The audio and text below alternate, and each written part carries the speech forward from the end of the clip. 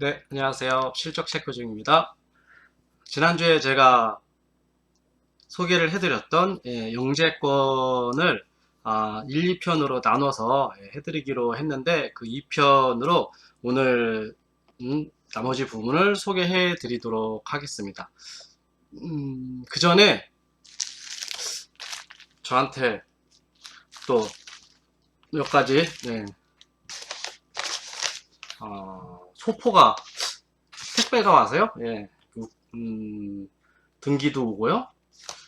해서 요거를 한번 또 뜯어보도록 하겠습니다. 이거를 좀 뜯어보고 내용을 확인한 후에 시작하도록 하겠습니다. 이게 사실 뭐 그 수집을 하는 데 있어서는 다 그렇겠지만 뭐든지 이렇게 안집을 한다는 게 되게 좀 어렵거든요. 그러다 보니까 수집을 하다가 보면은 이게 끝이 없어요. 그래서 뭐 거의 매주 뭐 하나씩은 그래도 어 이런 그 택배나 제가 구매한 수집품이 오는 것 같아요.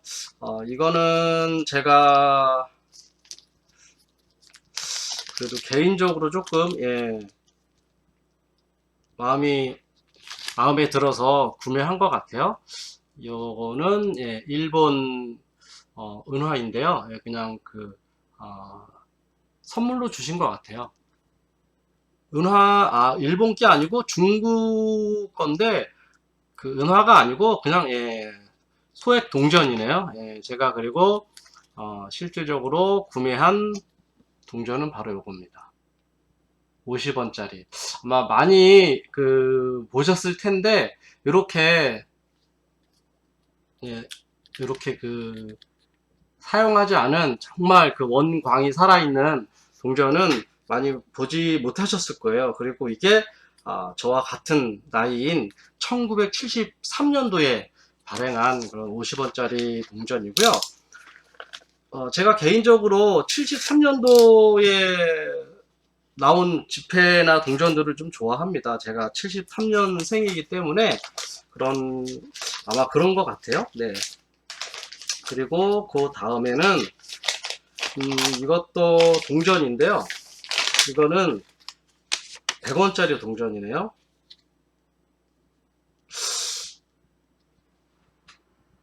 보이시나요? 깨끗하게 보관이 아주 잘 된 1997년도 97년도 100원짜리입니다. 항상 이렇게 보관을 할 때는 이런 마운트에다가 보관을 하거든요. 이게 이제 손상도 안 되고, 그리고 이제 어느 정도 습기 같은 것도 조금 방지할 수 있고요 해서 또 이제 실리카겔이라 그러죠. 그 방습제 같은 거, 우리 김 먹으면 나오는 그 조그만 봉지 있죠. 그거를 넣어서 또 보관을 하기도 합니다. 아마 뭐 좀 어느 정도의 수집을 하신 분들은 아마 다들 그렇게 하실 거예요. 근데 이분도 참 굉장히 꼼꼼하게 포장을 하신 것 같아요. 여러 겹으로. 빨리 뜯어보도록 하겠습니다.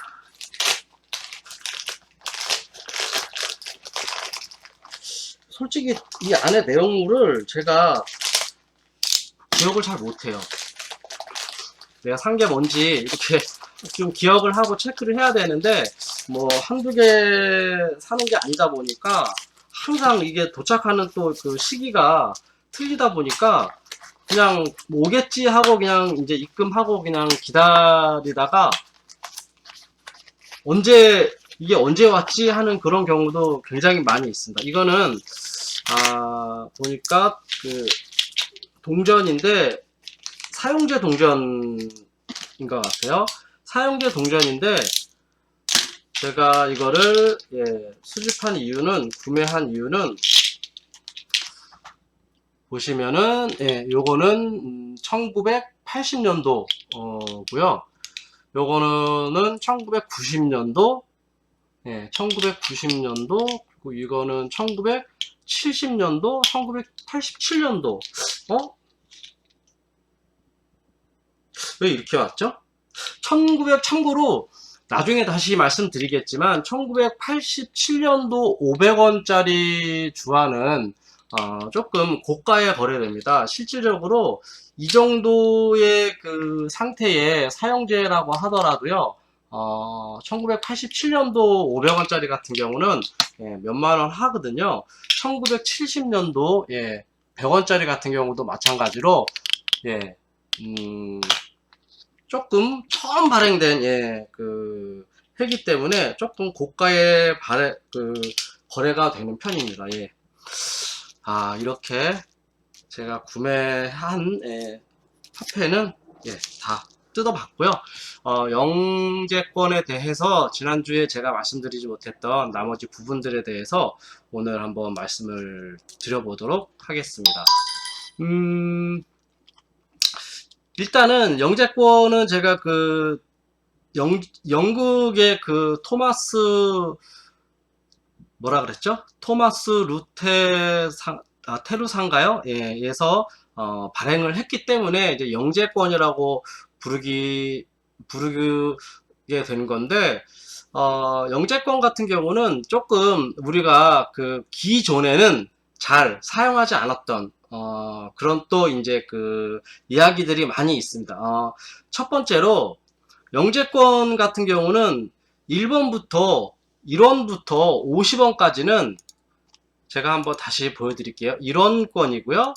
예, 1원, 5원, 그 다음에 10원, 그 다음에 50원. 예, 여기까지는 평판 인쇄로 발행이 되었습니다. 평판 인쇄라는 건 이제 평평하게 예, 인쇄를 했고요. 좀 고액권은 100원권과 500원권이 있는데 100원권과 500원권 같은 경우는 요판 인쇄로 발행이 됐어요. 그래가지고 100원권과 500원권 같은 경우는 이렇게 손으로 만져보면 조금 울퉁불퉁합니다. 느낌이. 예, 그렇게 발행이 되었는데 이 500원권 같은 경우는 글쎄요, 이게 눈에 그렇게 확 띌지는 모르겠는데 위조 방지를 위해서 은사가 들어간 특수한 소재를 사용을 했어요. 그래서 제가 생각할 때는 이렇게 은사가 들어간 그 특수 용지를 사용을 해서 위조 방지를 한 거는 우리나라 지폐로서는 처음이 아닐까 생각이 들어요. 그전에는 제가 못 들었어요. 이거를 이렇게 은사가 들어간 특수 용지를 사용을 했다는 거는 못 들었고요. 그런데 그 전에 조금 이런 1원권이라든지 5원권이라든지 10원권 같은 경우는 어떻게 위조 방지를 했을까요? 이게 또 저도 처음에는 이거를 보고 그냥 좀 신기하다는 그런 생각을 했거든요. 근데 이 10원짜리 같은 경우를 보게 되면은 제일 눈에 확 띄는 게 그 색사가 삽입된 용지를 사용을 해가지고 위조를 방지했다고 합니다. 색사라는 거는 이렇게 보시면은 색이 들어간 그 실 있죠? 여기 보시면은 이렇게 예, 보이시죠? 이렇게 예, 색이 들어간 이렇게 무슨 먼지 같기도 하고 머리카락 같은 게 이렇게 들어간 예, 이런 용지를 사용을 해서 그 위조를 방지를 했다라는 예, 그런 내용인데요. 요거를 한번 다른 지폐도 한번 볼게요. 예, 이렇게 보시면은 지폐에 이렇게 무슨 이게 뭐 오염된 게 아니에요. 오염된 거나 어떤 그 볼펜 자국처럼 보이기도 하는데 그런 거는 아니고요. 이런 색살을 집어넣은 거예요. 그러니까 색이 있는 이런 실을 예, 집어넣은 특수 용지로 그 발행을 했기 때문에 이 1원부터 500원짜리의 그 위조 방지법은 이렇게 했고요. 100원짜리까지는 500원짜리 500원 건만 특별히 이렇게 은선이 삽입된 이런 그 특수 용지를 사용을 했다고 합니다. 근데 여기서 또 재밌는 게 하나 있어요. 어떤 게 있냐면은 이 영재 5원권 같은 경우도 우리 그 지폐를 수집하시는 분들 사이에서 굉장히 그 인기가 많은 이 6종을 총 합으로 이제 그 구매를 하시는 분들도 계시고, 이제 뭐 하나씩 구매하시는 분들도 계신데, 그 중에서도 네, 죄송합니다. 중간에 전화가 와서 연결이 조금 끊어졌네요. 네, 그 영재 5원, 그 영재권 같은 경우는 6종인데 아마 수집을 하시는 분들 중에서 거의 최애템이 아닐까 그렇게 생각을 하고요.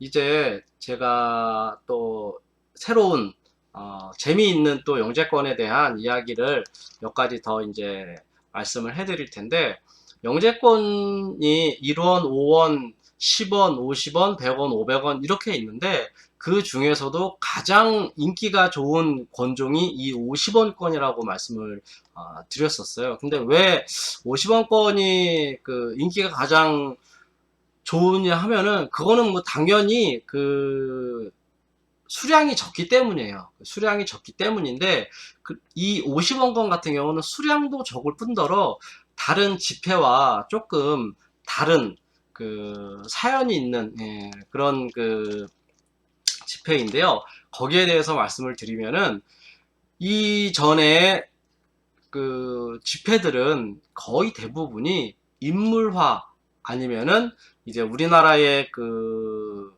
뭐라 그럴까요? 국보 혹시 이제 내지는 이제 보물 뭐 이런 것들을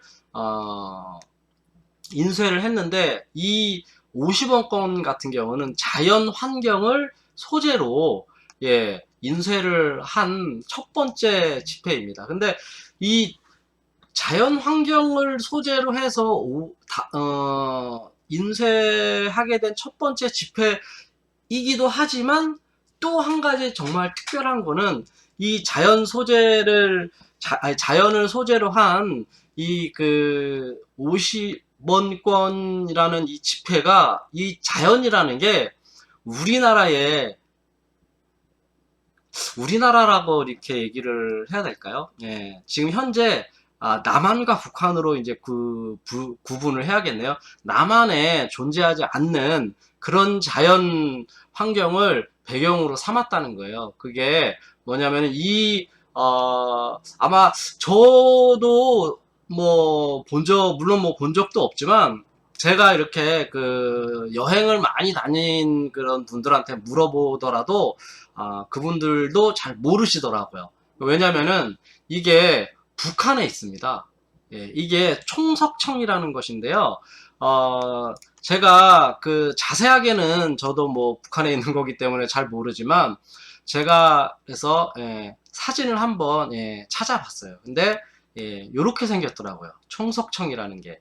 이게 그 뭐 그냥 그 설화에 따르면은 이곳을 지나가던 그 4명의 그 뭐라 그러나요? 음 우리 그 미국 유럽이나 이런 데서 얘기하는 거는 이제 뭐 천사라고 해야 될까요? 우리나라는 뭐 뭐라고 해야 될지, 사신? 네. 하여튼 이제 그런 그 사람이 4명이서 지나가다가 경치가 너무 아름다워서 여기에서 굳어가지고 이렇게 머물면서 이게 굳어가지고 바위가 됐다라는 이제 그런 설화가 있는데, 이게 어느 쪽에 있냐면은 우리나라의 그 지도를 보게 되면은 동해안 쪽에 그 북한 쪽에 보면은 그 원산이라는 데가 있거든요. 오른쪽 동해안 맨 끝에 그 원산과 우리나라의 그 38선으로 그어진 그 우리나라 그 남한의 그 동해안 끝과 그 원산국 그 중간쯤에 이게 위치해 있다고 합니다. 그러니까 우리나라 남한 사람들은 볼 수 없는 그런 그 지역물인데 그거를 소재로 이렇게 영재 50원권에다가 배경을 삼았다는 그런 이야기이고요. 참 신기하다고 해야 될까요? 신기하다고 해야 될까요? 근데 조금 좀 의외인 게 1962년도면은 사실상 38선이 그어진 이후거든요. 남과 북이 분리된 이후인데 굳이 왜 총석청을 여기에다가 담았는지에 대해서는 저도 잘 모르겠어요. 그거는 뭐 아무래도 그 토마스 테레루사에서 발행을 했기 때문에 이런 일이 발생하지 않았을까 하는 그런 생각이 드는 그런 집회입니다. 아무튼 좀 특이한 그런 집회이기는 합니다. 그리고 또 한 가지 이 영재권 같은 경우는 다른 집회 같은 경우는 제가 이전에도 혹시 보여드렸을지는 모르겠는데 겨냥권이라는 게 있습니다. 네, 겨냥권이라고 있는데 이 영재권에는 겨냥권을 기존에도 만들기는 했지만 이 토마스 테레수사에서 특별하게 필요치 않다라는 그런 생각을 해서인지 겨냥권이 다른 집회에 비해 가지고 굉장히 적게 발행이 됐거든요. 이 겨냥권이라는 거는 뭐냐면은 우리나라에서 집회를 발행을 해가지고 이거를 말하자면 이제 견본이라고 그러죠. 견본으로 해가지고 스페이스먼스 또는 뭐 겨냥권 이렇게 겨냥이라는 글씨로 제작을 해서 뭐 해외라든지 아니면 이제 기념이라든지 뭐 이렇게 그 배포를 하는 그런 집회들이 있는데 이 영재 5원권에는 겨냥권이 없는 거는 아니에요. 겨냥권이 없는 거는 아닌데 이 겨냥권 중에서도 굉장히 수량이 적습니다. 다른 집회에 비해서. 그래서 이 영재 5원권에 대한 겨냥권은 찾아보기도 굉장히 힘들지만은 또 뭐랄까요, 금액이 굉장히 고가입니다. 그래서 다른 집회하고 틀리게 영재 5원권의 겨냥권을 글쎄요, 완집을 한다는 거는 거의 뭐 불가능에 가깝다. 저는 그렇게 이야기를 하고 싶어요. 저희 같은 일반 평민들이 이 영재권의 겨냥권을 완집을 한다는 것은 거의 불가능에 가깝다라고 말씀을 드리고 싶고요. 또 하나는 이 영재권 같은 경우는 이 앞에 보시면은 일련 번호가 집회마다 다 있는데 이 앞에 제가 기호라는 게 있다고 했죠. A부터 B, C, D, E, F, G 이렇게 해가지고 쭉 나가는데 이런 건이 A부터 Z까지 제가 나왔다고 말씀을 드렸었는데 그거를 다시 정정을 하겠습니다. 죄송합니다. 제가 이 1편에서 그 영재권이 1원부터 영재 1원권이 A부터 해서 Z까지 나왔다고 했는데 사실은 A부터 Z까지 나온 게 아니고요. A부터 V까지 나왔어요. V가 마지막이고요. 그게 약 20종 정도가 발행이 됐고요. 다른 집회들 같은 경우도 이게 A, B, C, D로 나가게 되는데 이게 기호가 조금 특이하게 돼 있죠. 요거를 스타노트라고 합니다. 이전에 제가 한번 말씀을 드렸는지 모르겠는데요. 미국의 집회를 보면은 이전에 그 미국의 집회 앞부분에 보면은 별 모양 표시가 있는 게 있는데 그게 스타노트다라고 하는데 그 스타노트에 대한 이야기를 제가 자세히 드렸는지 모르겠어요. 댓글에 보니까 미국의 집회 중에서 수집할 만한 거를 좀 소개를 해달라라는 분도 계셔가지고 제가 생각은 하고 있는데 그때 나중에 다시 그때 미국 미국과 또 유럽, 뭐 세계 여러 나라 지폐에 대해서도 조만간 시간을 내서 말씀을 드리도록 하겠습니다. 근데 이 스타노트라는 게 뭐냐면은 말 그대로 이제 보충권이라고 하는데요. 우리가 지폐를 이렇게 찍어내다가 보면은 이렇게 우리나라 1,000원짜리 같은 경우 이렇게 45장으로 해가지고 하나, 이제 한 페이지씩 이렇게 나오는데 그 45장의 지폐를 검수를 하다가 잘못된 게 있으면 빼버리죠. 그거를 빼버리고 다시 이렇게 앞에 이 별 모양의 지폐를 넣어서 그 빼버린 지폐만큼의 금액을 다시 충당하는 그런 식으로 해가지고 지폐를 발행을 하게 되는데 이게 바로 스타노트라는 겁니다. 근데 이 스타노트가 역시 굉장히 조금 귀해요. 그래가지고 이 스타노트 중에서 앞에 기호가 003으로 지금 이 지폐 같은 경우는 나오는데 이게 000으로 나가는 앞에 0이 3개가 나가는 그런 스타노트는 굉장히 귀하다고 합니다. 물론 굉장히 고가의 거래가 되고 있다고 생각을 하시면은 될 것 같고요. 또 한 가지 요거를 그러면 스타노트를 제가 준비한 그림에 대해서 50원짜리 같은 경우도 보시면은 003으로 나가죠. 요 앞에 스타노트라고 이렇게 별 표시가 있고요. 또 참고해 두시고요. 그럼 마지막으로 이 영재권에 대해 가지고 한 가지 말씀을 더 드리도록 할게요. 이거는 영재권뿐만 아니라 다른 지폐에도 간혹 이런 경우가 있습니다. 이런 경우는 요즘 같은 경우는 생기질 않아요. 지금은 이제 워낙에 지폐를 제조하는 기술이 많이 발달을 했고 또 이제 지금 하고 이 영재권을 발행했을 때 하고 이 인쇄 방식이 틀리다 보니까 요즘에는 잘 발생하지 않는데 이 영재권에 대해 가지고 조금 다른 부분은 뭐냐면은 잘 보시면은 이 지폐의 기호에 대한 색상이에요. 이거는 100원짜리인데 원래 보시면은 이렇게 빨간색으로 표기가 돼 있거든요. 인쇄가 이렇게 빨간색으로 돼 있는데 다른 지폐들도 한번 보세요. 다 빨간색으로 인쇄가 돼 있습니다. 그런데 이렇게 유독 검정색으로 인쇄가 되는 이런 지폐가 있거든요.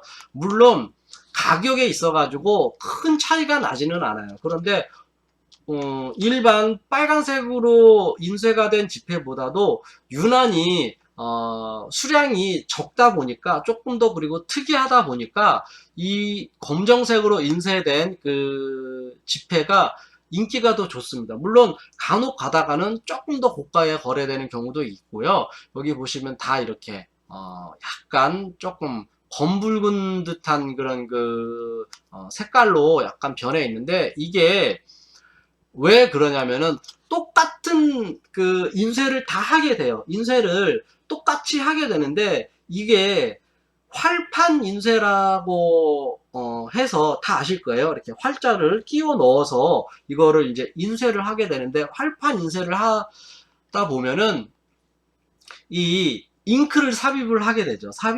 잉크를 삽입을 할 때 제조 과정에서 이 붉은색과 검정색의 배합을 조금 다르게 한 거예요. 다르게 했다기보다도 뭐 틀리게 했다고도 좀 그렇고 다르게 했다고도 좀 그렇고 같이 했는데 말하자면은 이거를 한 번에 만들어 가지고 한 번에 활판으로 인쇄를 하는 게 아니고 여러 번을 잉크를 배합을 해 가지고 또 인쇄를 하고 하다 보니까 그 중에서 이렇게 인쇄 잉크가 조금 찌들었다고 해야 될까요? 그런 부분들이 이 활판에 붙어가지고 이제 인쇄를 하다가 보면은 시간이 지나면서 약간의 산화작용이 일어난다고 합니다. 뭐, 과학적인 부분은 저는 잘 모르겠고요. 하여튼 간에 이렇게 검정색으로 나오는 부분은 그런 이유로 인해 가지고 이렇게 색깔이 검정색으로 나오게 되거든요. 원래는 이렇게 빨간색으로 인쇄를 하려고 했었는데 뭐 시간이 지나다 보니까 이렇게 됐다고 하니까 예, 저는 그렇게 알고 있어요. 예, 그래서 그 지폐 같은 경우는 500원짜리 같은 경우는 우리가 보시면은 GA라고 돼 있잖아요. 그러면은 6 A, B, C, D, E, F, G. 예, 7번째가 되죠. 예. 근데 이렇게 그 계산을 한 게 아니고, 제가 요거를 한번, 말씀을 드리면은, 예. 여기 보시면은 B라고 돼 있죠? 예. 그러니까 1원, 5원, 그 다음에, 10원, 10원. 예. 그러면은 A, B, C, 그 다음에 D,